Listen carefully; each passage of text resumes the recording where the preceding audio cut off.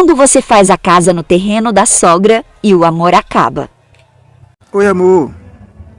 Tá vindo da casa, é? Terminou de fazer a casa todinha? Amor, eu quero falar uma coisa pra ti, tá? Eu queria que tu não levasse a mal, mas eu sinto que a gente não tá aquela mesma sintonia. Eu queria acabar, entendeu? Eu sinto que o amor acabou entre nós dois. Aí como tu fez a casa no terreno de mamãe, aí eu fico com a casa, tá? Eu quero que tu não tenha ressentimento, tá? Tudo bom? Tá, então tá bom.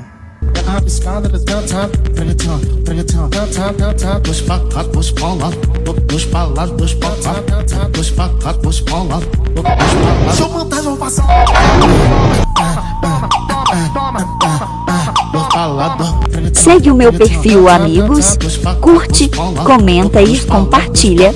Obrigado. Deixa eu montar, vamos passar.